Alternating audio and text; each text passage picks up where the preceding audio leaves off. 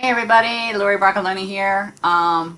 This is an article, I should have had it up here on Lyme's, that the Harmony, Joyce Harmon, she is a really great natural vet, and she always gives good advice, and she's really good at explaining things. And so she's talking about Lyme's disease here, and that ticks can go on many mammals. You don't have to have deer.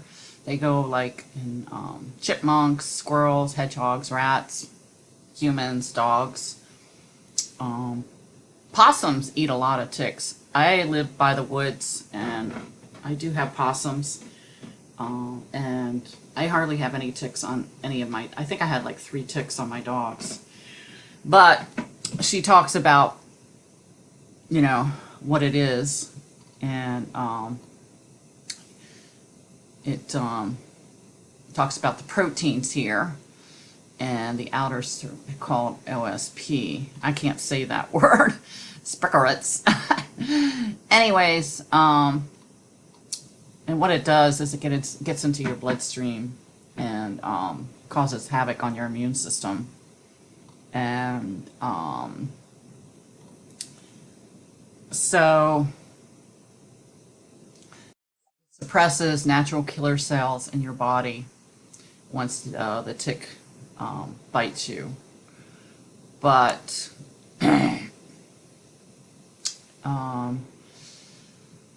so poor immune responses is the reason behind common see low antibody titers. So this says this is how the spirochetes stay in your body, and then it invades the joints, and then of course you're in a lot of pain. Symptoms is headaches, irritability, fatigue, lack of interest in work, stubbornness, arthritis inflammation, and in horses you'll see a lot of lameness. Usually you see the lameness just shifting legs. Sometimes will go to the right, and the horse will be dull. And I did a video on it, and sometimes they say EPM, tying up, but you want to do a Lyme's test.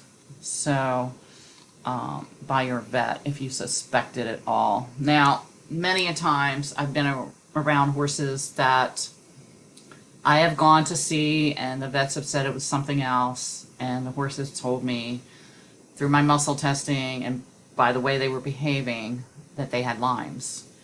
And I used to doubt them because I was believing what the vet said. So what happened was it would turn out to be Lyme's. But I'm not able to diagnose or treat that. So I always suggest when I do find a horse that has it, just to have blood tests done and do the protocol like the vets say to do. So to help your horse, definitely do the doxycycline, and then give it the high track or good probiotic.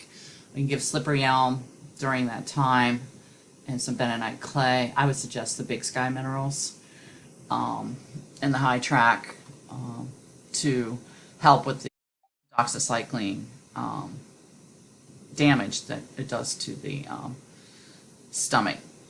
So she talks about cold energy of the antibiotics. So, and the probiotics are great to have, but the best probiotics are from Dynamite Online, which is the Dynapro or the High Track. They're the most active. They don't get destroyed in the enzyme process when the horse goes to swallow it. When the horse swallows it, it actually activates as soon as it hits the gut. Okay? And so they're saying vitamin C is good to give your horse. Noni is good. Omega-3s, and she suggests chia seeds because flax seeds, even though they're inexpensive, you do have to keep them in the refrigerator during warm weather. They can go and get rancid, which is not going to be good. And any oils that are sold that require refrigeration are usually preserved with, that do not require refrigeration, they do not require refrigeration. Those are the ones that have the most chemicals in them, and you don't want to give that to your horse. And so, you know, chia seeds are good. They're great in magnesium, great for digestion. They're all natural and you don't have to worry about anything. And you can get them on eBay, I think, for 25 pounds, and you only need to give like 2 ounces a day. It talks about mushrooms and turkey tail. I don't see much in horses eating mushrooms. Glutathione, that's a very good product to have on high, but safe doses are 200 milligrams for adult horse seems to be effective. Okay.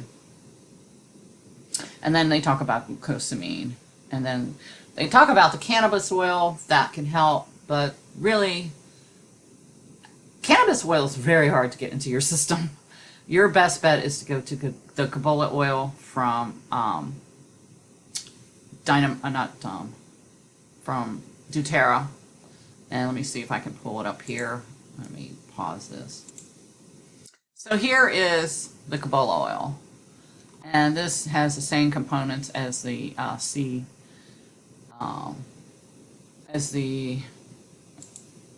CBD oil, cannabis oil. Okay, but it's much stronger, and it you can eat it every day. It's great on the nervous system, but it is fantastic for the immune system, and it is very good, very good. Anyways, I would definitely use this if you want to go that route. So homeopathics for the Lyme disease. I'm going to tell you something that's really going to be so easy to prevent ticks on your horses. It's just so simple, and even yourself, it's just very simple. So they're talking about rust tox, and sulfur is very good to give your horse. But you can only give homeopathics 5 days, 15 days on, and that's it, and then you got to quit. You can only give homeopathics like 5 days a week. Then they talk about clearing the toxins and moving the blood on Chinese herbs. So then she goes on to magnesium. You don't want magnesium oxide, you want magnesium sulfate. Okay, it gets more absorbable and the horse can throw it off. If he gets a buildup of it, he can just throw it off. He cannot throw off oxide, and so that will tie up his body. They only need a trace amount of oxide a day, which is in the Big Sky Minerals, and exercise, and CQ10. Okay, so basically what I would do is, and I've done it to all my Lyme's horses, is I did a Lyme's protocol on my YouTube channel.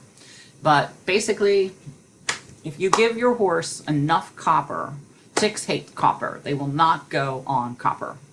The Big Sky Minerals has the balanced copper in it, and that's why I suggest it. My mare had, first 2 years I had her, she was the least amount that had, of my herd, that had not had enough Big Sky in her, minerals in her. So I would find 1 or 2 ticks on her. And then I upped her Big Sky, and then the following year she didn't have any more ticks. And again, we have possum around, so I'm sure they're taking care of the tick population because that's what they love to eat. So definitely do the Cabolia oil. But the best thing to do is when you feel like you have an onset, to prevent it, do the Big Sky Minerals and do the Echinacea from Herbs of the World. It's called Moon Over System. It's excellent. You do the Super Tonic, oregano oil from doTERRA will kill it for sure, and olive leaf. Olive leaf will definitely kill it. But I will put the link below to that YouTube channel so you can see it for Lyme's. And I hope this helps. Okay? Bye.